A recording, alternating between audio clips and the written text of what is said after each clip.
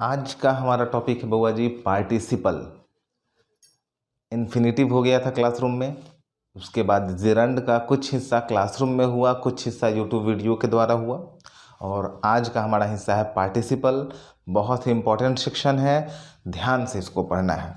Actually participle पढ़े बिना non finites में आप चाहे जितना भी इन्फिनिटिव जितना भी जेरंड पढ़ लीजिए, पार्टिसिपल पढ़े बिना ये पढ़ाई पूरा नहीं होता है। तो थोड़ा सा पार्टिसिपल को ध्यान से हम लोग पढ़ेंगे। पढ़ाई को शुरू करते हैं। लिख लीजिएगा, कॉपी पेन निकाल लीजिए और लिखते चलिए। लिख लीजिएगा पार्टिसिपल, PARTICIPLE, पार्टिसिपल। चलिए, सबसे पहला पॉइंट लिखिएगा, participle is the form of a verb that ends with ING, ED, ENT। ठीक है, फुल स्टॉप। उसके बाद लिखिएगा, it is used both as a verb and an adjective. ये वर्ब की तरह भी इस्तेमाल होता है और एडजेक्टिव की तरह भी इस्तेमाल होता है। लिख लीजिए, मैं इसको समझाता हूँ, ध्यान से लिख लीजिएगा। ठीक है, चलिए पहले इस पॉइंट को मैं आपको थोड़ा सा समझा दूं, ध्यान से।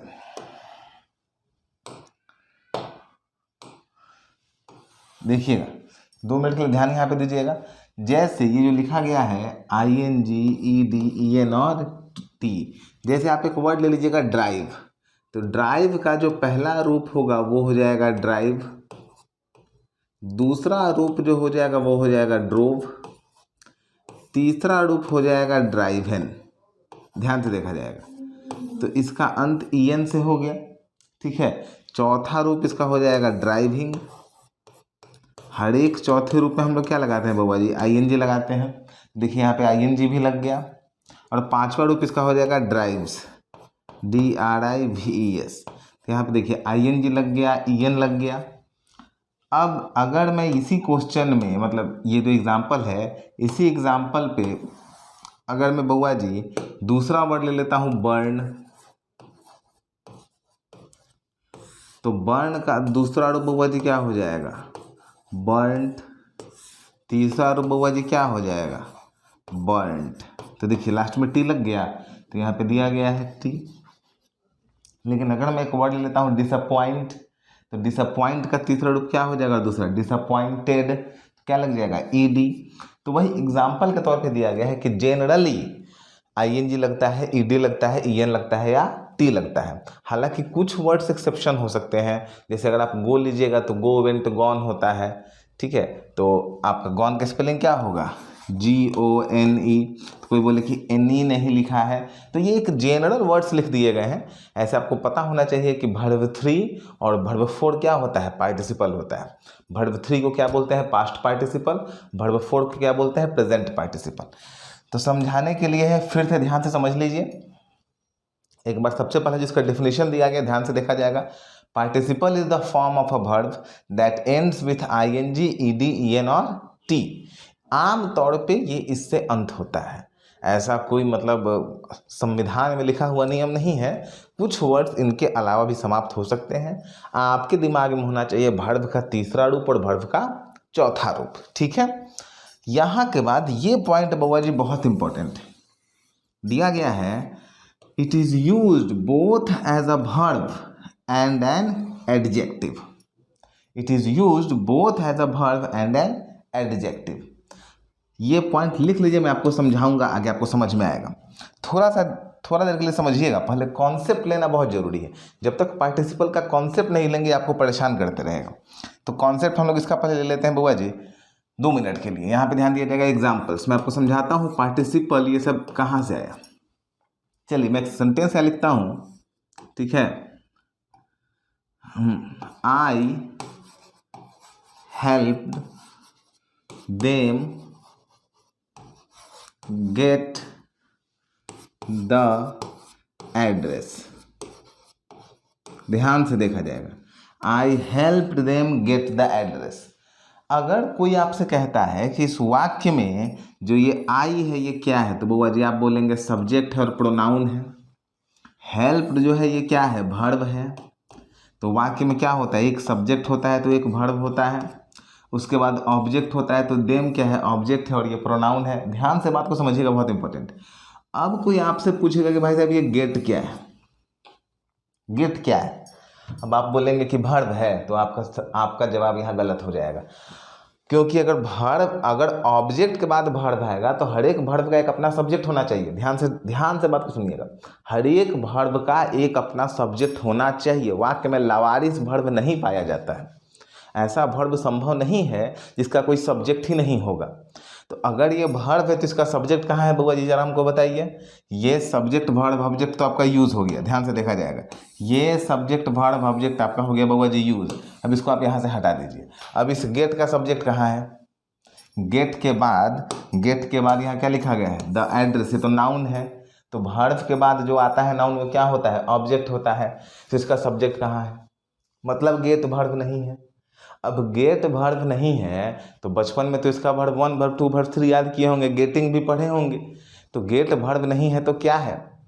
तो गेट बउआ जी क्या है? तो यहाँ पे ये क्या है? इन्फिनिटिव। यही जगह आता है जब वाक्य में दूसरा वर्ब आए। समझिएगा कॉन्सेप्ट को, कॉन्सेप्ट बहुत ज़्यादा जरूरी है। जब वाक्य में दूसरा वर्ब आ जाए, पहला वर्ब नहीं, पहला वर्ब है मान लिए, कोई दिक्कत वहाँ पे नहीं। जब दूसरा वर्ब आता है तब कॉन्सेप्ट आता है कि वो इन्फिनिटिव है या वो जिरंड है या वो पार्टिसिपल है। तो यहाँ पे अब आप देखते हैं कि ये वर्ब का पहला रूप है। तो अगर आपने पढ़ाई की है तो आपको पता है कि वर्ब का पहला रूप क्या कहा जाता है? डायरेक्ट इन्फिनिटिव कहा जाता है। तो डायरेक्ट इन्फिनिटिव है, तब आप बोल सकते हैं कि ये वर्ब नहीं है सर, ये इन्फिनिटिव है। दूसरा वर्ब, इनको इन्फिनिटिव, जिरंड और पार्टिसिपल को सेकेंड वर्ब सेक्शन कहा जाता है। ये मैं क्यों समझा रहा हूँ 2 मिनट में आपको समझ में आएगा, थोड़ा सा ध्यान यहाँ दीजिएगा प्लीज। मैं फिर से आपको समझाता हूँ, ध्यान से फिर से देखा जाए, ठीक है? फिर से समझिएगा क्लियरली। अगर मैंने एग्जाम्पल आपको दे दिया, आई helped them get the address, तो अब आपको पता है कि ये जो गेट है इस वाक्य का दूसरा वर्ब दिख रहा है हमको, लेकिन इस वर्ब का कोई सब्जेक्ट नहीं है। तो ऐसा वर्ब जिसका सब्जेक्ट नहीं है वो दुनिया में 3 ही चीज़ हो सकता है, या तो इन्फिनिटिव होगा, या जिरंड होगा, या पार्टिसिपल होगा। या तो इन्फिनिटिव होगा, या जिरंड होगा, या पार्टिसिपल होगा। तो अब आपने यहाँ पे चूंकि इन्फिनिटिव की पढ़ाई पढ़ी है तो आपको पता है कि इन्फिनिटिव है। कौन सा इन्फिनिटिव है बुआ जी? तो आप बोलेंगे कि ये सर है डायरेक्ट इन्फिनिटिव। अब आप यहाँ पे डायरेक्ट इन्फिनिटिव के नियमों को लगा लेंगे कि हेल्प के बाद डायरेक्ट इन्फिनिटिव का प्रयोग होता है।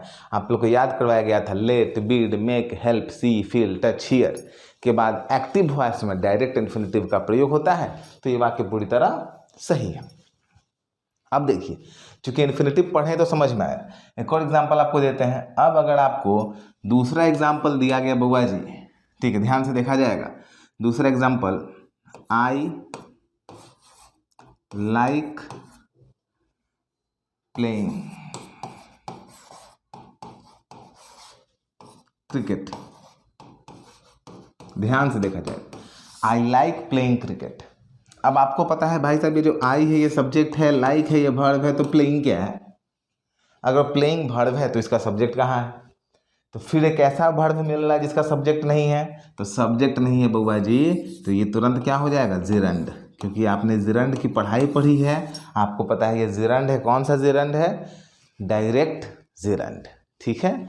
यहीं पे अगर मैं एक और एग्जांपल आपको दे देता हूं, ध्यान से देखा जाए, सी इज कॉन्फिडेंट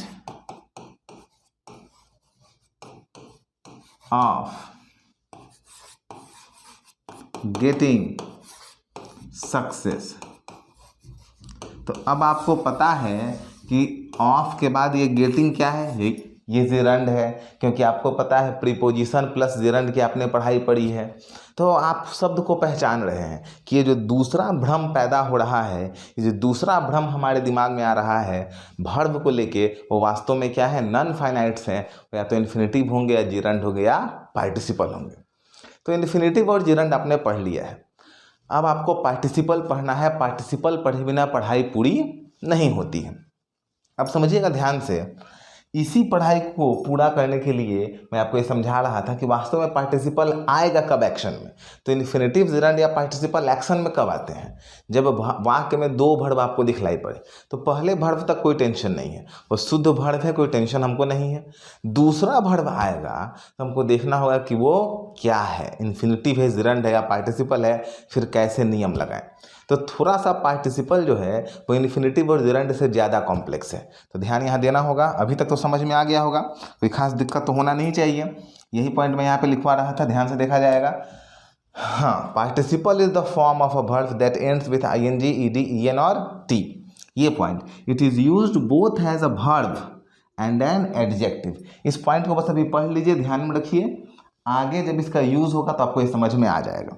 क्लियर है? आगे बढ़ा जाए, चलिए आगे बढ़ते हैं बाबा जी। इस पॉइंट के आगे समझिएगा, बहुत ही इंपॉर्टेंट पॉइंट है, बहुत इंपॉर्टेंट सेक्शन है।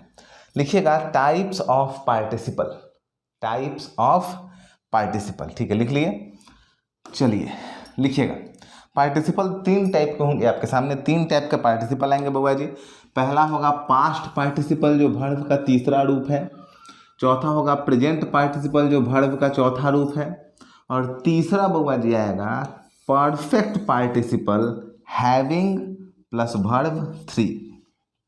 याद रखा जाएगा, तीन तरह के पार्टिसिपल होंगे, पास्ट पार्टिसिपल, प्रेजेंट पार्टिसिपल और परफेक्ट पार्टिसिपल।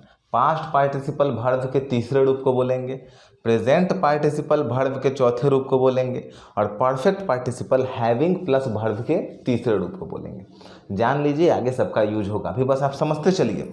ये मैं आपको सारे हथियार दे रहा हूँ जिसका इस्तेमाल है पढ़ाई करने में। मैं भी कुछ आपको पढ़ा नहीं रहा हूँ, सबका इस्तेमाल होना शुरू होगा।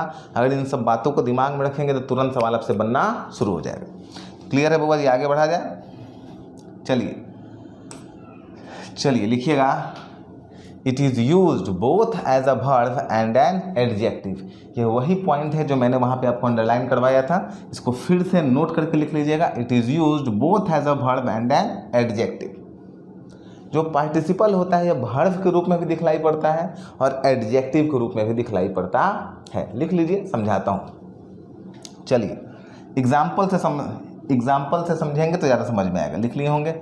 चलिए अब ये देखा जाए ध्यान से, ये सेंटेंस ध्यान से बाबा जी, यहाँ पे बहुत ज़्यादा कंसंट्रेशन की आवश्यकता है, बहुत दिमाग चाहिए यहाँ पे। We found a candle burning, we found a candle burning. इसमें देखा जाए तो वी क्या है, सब्जेक्ट है, फाउंड जो है वो वर्ब है, यहाँ तक कोई टेंशन हम लोग को नहीं है। कैंडल जो है बाबा जी ये क्या है, ऑब्जेक्ट है। अब ये बर्निंग क्या है, तो अभी तो आपने जस्ट पढ़ के आया था, मैंने एग्जांपल दिया था आई लाइक प्लेइंग क्रिकेट, तो प्लेइंग वहाँ पे क्या था, जिरंड था। लेकिन ये जो बर्निंग है बउआ जी ये पार्टिसिपल है, ये जिरंड नहीं है। ध्यान से देखिएगा, बहुत इंपॉर्टेंट पॉइंट है, बहुत कंफ्यूजिंग पॉइंट है, समझना होगा। We found a candle burning, ये यहाँ पार्टिसिपल है, जिरंड नहीं है। ऐसा क्यों, समझिएगा। जब भी वर्ब का चौथा रूप आईएनजी किसी वाक्य में लिखा हुआ है और आपको वाक्य पढ़ के ये पता चले कि काम हो रहा है, मतलब वो काम कंटिन्यूटी में है, तो वो बउआ जी पार्टिसिपल होगा। लेकिन अगर आपको पढ़ के लगे कि ऐसा कोई काम कंटिन्यूटी में नहीं है, तो वो बउआ जी जिरंड होगा। मैं फिर से आपको समझाता हूँ, आपको समझ में आएगा, ध्यान से देखा जाएगा। दो मैं वाक्य लिखता हूँ, ध्यान से।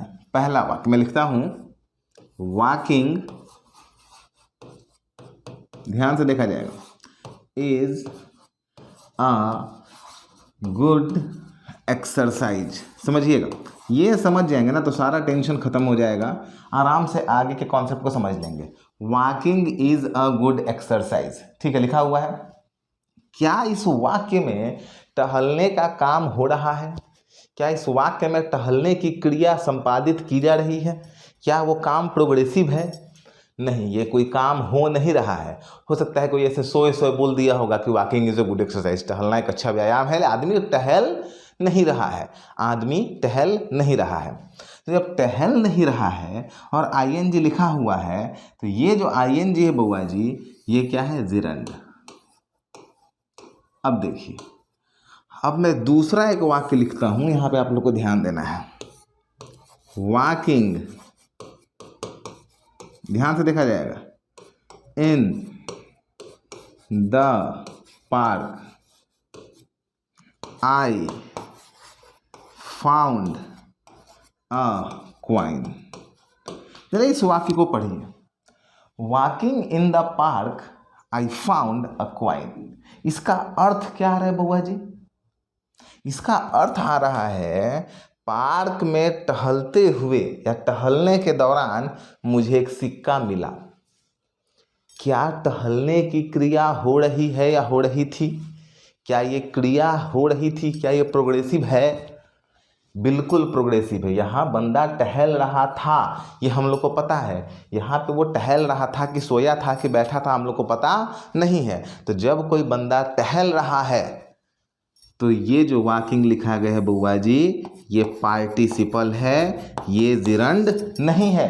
ध्यान से देखिएगा, समझने वाली बात है यहाँ पे। जब दोनों वॉकिंग लिखा है, दोनों आईएनजी है। जब आईएनजी वाक्य में लिखा है और कोई काम नहीं हो रहा है, बस आईएनजी लिखा है, काम होने की कोई संभावना, कोई गुंजाइश वहाँ पे नहीं दिख रही है, काम प्रोग्रेसिव नहीं है, वो जिरंड है। अगर आईएनजी लिखा है और काम प्रोग्रेसिव है, काम चल रहा है, तो वो क्या है? पार्टिसिपल है। फर्क समझ में आ गया? इस दोनों एग्जाम्पल को देखा जाए आपको ध्यान में आ जाएगा। अब देखिए, इस दोनों एग्जाम्पल को अगर आप समझ लिए हैं, ये समझना बहुत ज़्यादा जरूरी है बउआ जी, बहुत ज़्यादा। तब हम लोग फिर से यहाँ पे आते हैं, ध्यान से देखा जाएगा। We found a candle burning. We found a candle burning. हमें एक जलता हुआ कैंडल दिखा। क्या काम प्रोग्रेसिव है? क्या काम प्रोग्रेसिव है? क्या कैंडल काम कर रहा था? हाँ, जल रहा था, बिल्कुल जल रहा था। तो ये जो बर्निंग है, ये वर्ब है। वर्ब है मतलब ये क्या है बउआ जी? ये पार्टिसिपल है, ये जिरंड नहीं है। समझ में आ गया?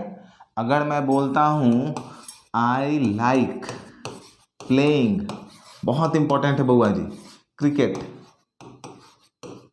ध्यान से देखा जाए, I like playing cricket.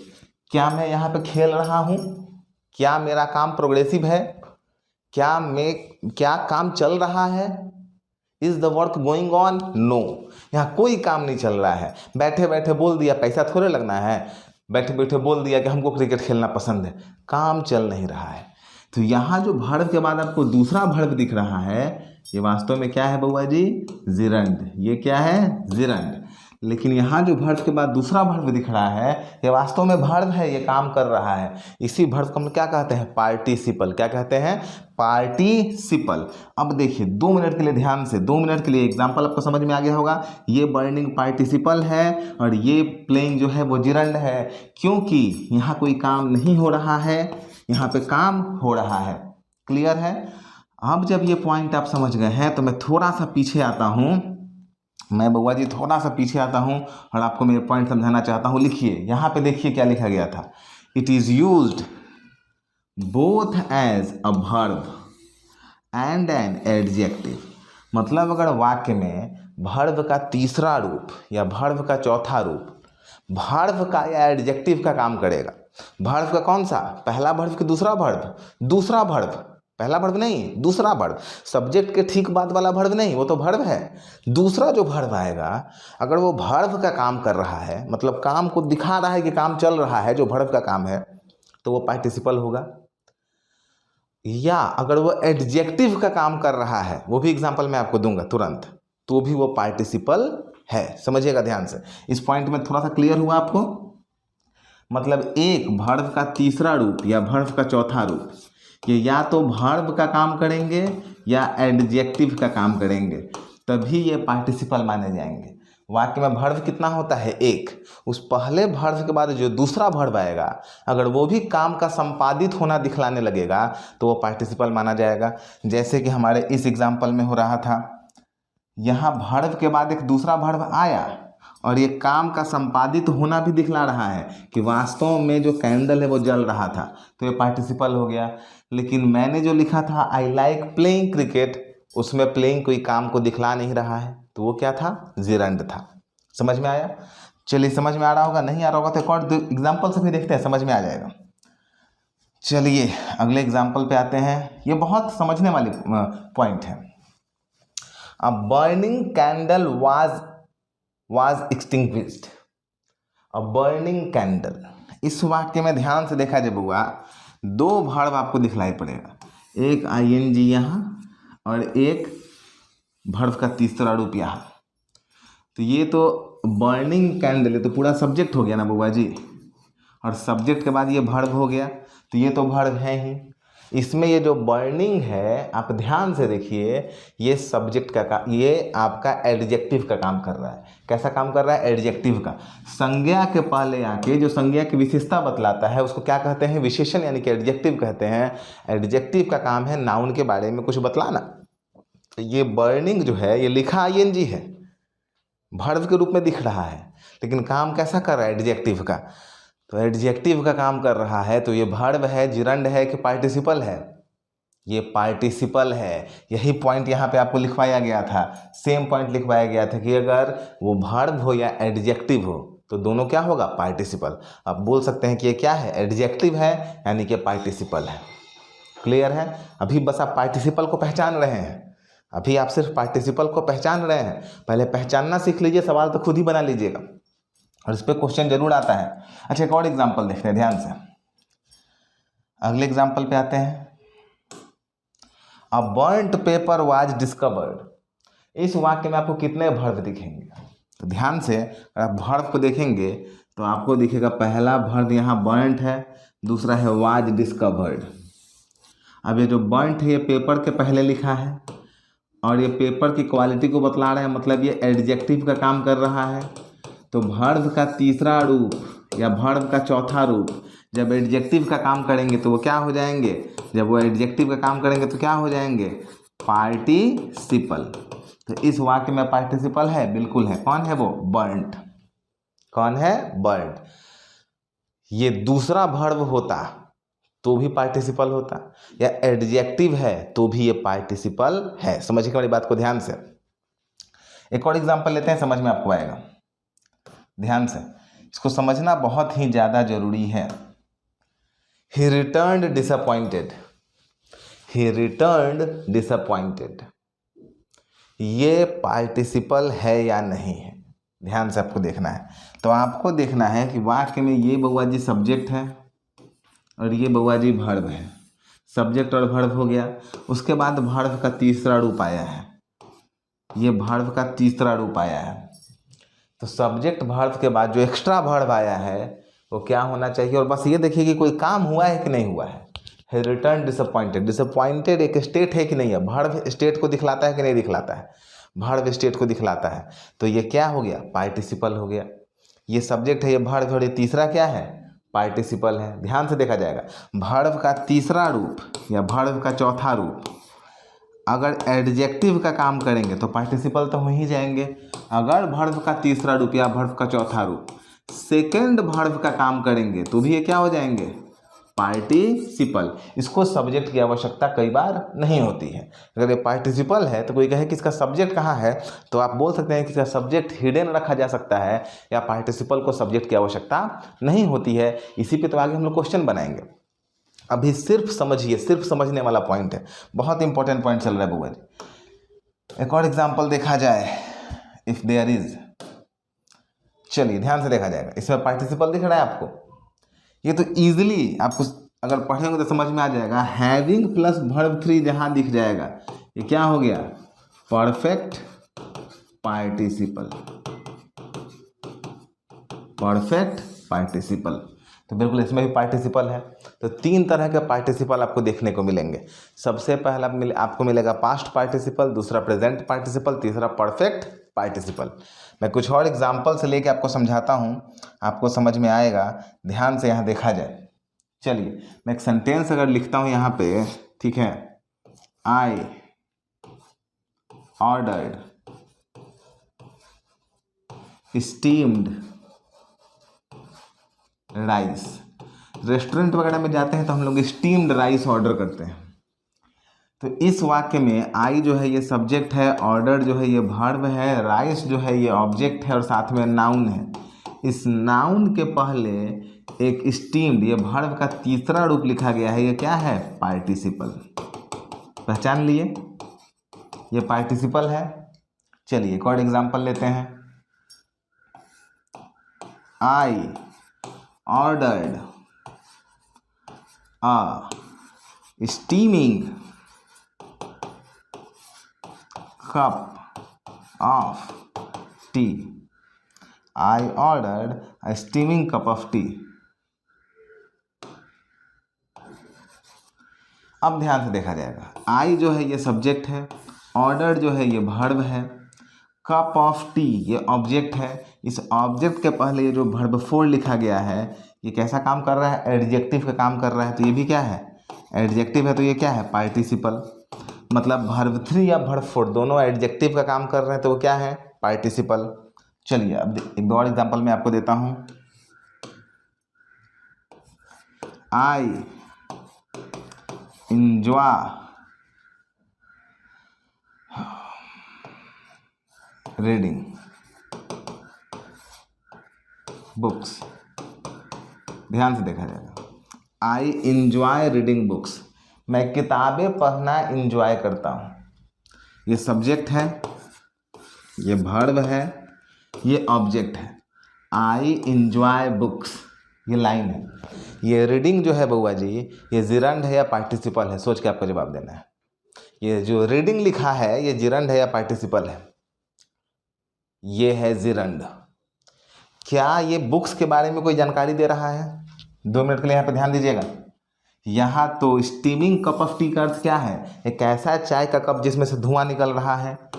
Steamed rice का अर्थ क्या है? जिसको स्टीम करके पकाया गया है। ये सब ये जितने भी ये जो वर्ब का तीसरा रूप है ये चावल के बारे में कोई जानकारी दे रहा है। ये जो वर्ब का चौथा रूप है ये चाय के कप के बारे में जानकारी दे रहा है। ये रीडिंग किताब के बारे में क्या जानकारी दे रहा है? कोई जानकारी नहीं दे रहा है। आई इंजॉय रीडिंग बुक्स, मैं किताबें पढ़ना इंजॉय करता हूँ। मतलब कि यहाँ कोई काम, या तो ये एडजेक्टिव है, ये एडजेक्टिव नहीं है। ये आईएनजी यहाँ एडजेक्टिव नहीं है। एडजेक्टिव नहीं है तो अब आपको देखना है कि काम हो रहा है या नहीं। एडजेक्टिव जब नहीं है तो काम हो रहा है या नहीं। तो यहाँ कोई काम हो रहा है क्या? ये व्यक्ति किताब पढ़ रहा है? ये व्यक्ति किताब नहीं पढ़ रहा है, बस ये बोल रहा है। तो काम प्रोग्रेसिव नहीं है। तो जब काम प्रोग्रेसिव नहीं है तो ये आईएनजी क्या हो गया? जिरंड। लेकिन अगर मैं सेंटेंस को ऐसा लिख देता हूं, ध्यान से देखा जाएगा,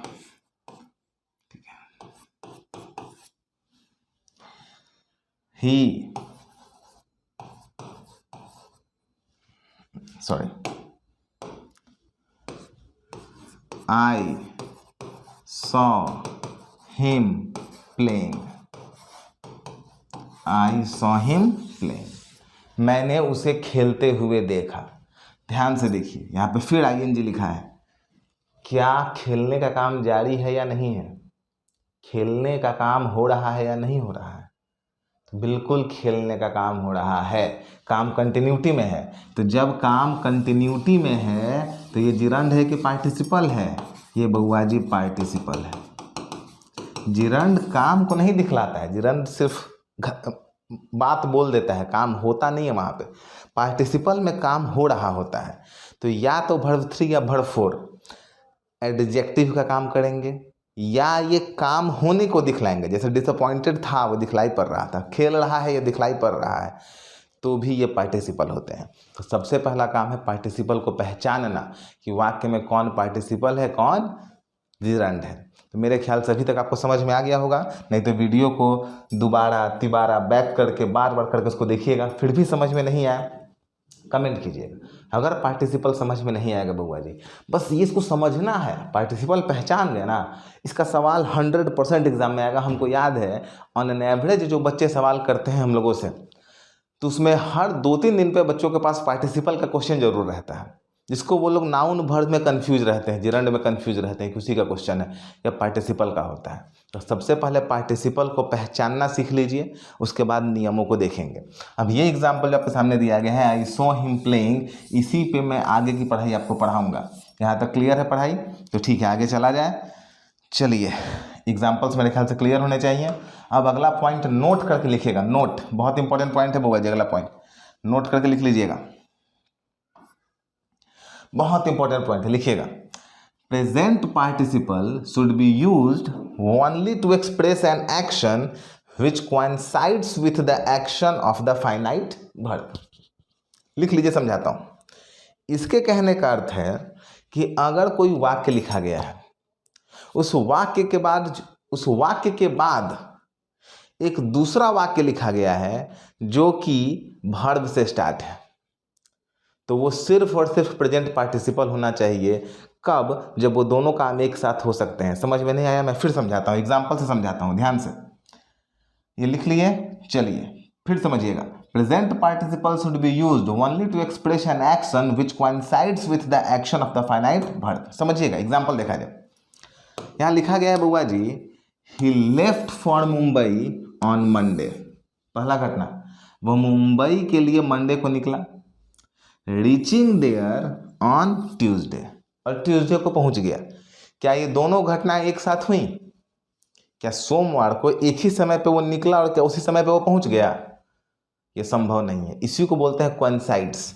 ये जो वर्ड आपको लिखवाया गया था, ध्यान से देखिएगा, ये जो वर्ड आपको यहाँ पे लिखवाया गया था, कोइंसाइड्स विथ द एक्शन, दो एक्शन बिल्कुल सेम होंगे। अब समझ में आया होगा? ध्यान से देखा जाए, मतलब इसमें दो घटनाएं हुई हैं। पहला घटना हुआ है लेफ्ट और दूसरा घटना हुआ है पहुंचना। ये दोनों बिल्कुल एक समय पे नहीं हो रहा है। तो ये दोनों एक समय पे नहीं हो रहा है तो दूसरा घटना को आप प्रेजेंट पार्टिसिपल में नहीं रख सकते हैं। ये लाइन गलत हो जाएगा, ये लाइन पूरी तरह गलत हो जाएगा। तो भाई ये लाइन सही कैसे होगा? तो ये लाइन सही कैसे होगा? देखिएगा, ये इस लाइन को सही करने के लिए हम लोग को रीचिंग को क्या कर देना होगा? Reached. He left for Mumbai on Monday, reached there on Tuesday, और वहाँ ट्यूसडे को पहुँचा। जब दो काम बिल्कुल एक ही समय पे होंगे तभी आप दूसरे काम को प्रेजेंट पार्टिसिपल से दिखलाइएगा, नहीं तो नहीं दिखलाइएगा। तो अगर एग्जाम में ऐसा क्वेश्चन कभी आ जाए, कभी भी आप देखिए कि एक घटना हुआ है, कॉमा दिया गया है या कोई कंजंक्शन दिया गया है, और दूसरा जो वाक्य है बुआ जी ये वर्ब से स्टार्ट कर दिया गया है, तो सीधे इस वर्ब को देखिएगा, क्या ये दोनों एक्शन, क्या ये दोनों वर्ब एक समय पे हो सकते हैं? अगर हो रहे होंगे एक समय पे तो दूसरा वाला आईएनजी में 100% रहेगा, और अगर नहीं हो सकते हैं तो दूसरा वाला आईएनजी में नहीं रहेगा। अब जो मैंने आपको एग्जांपल दिया था, मैं उसको फिर से आपके सामने लाता हूँ, ध्यान से देखा जाएगा। ई सॉ हिम प्लेइंग, दो घटनाएं हैं, सॉ और प्लेइंग। क्या दोनों एक ही समय पे हो रहा है?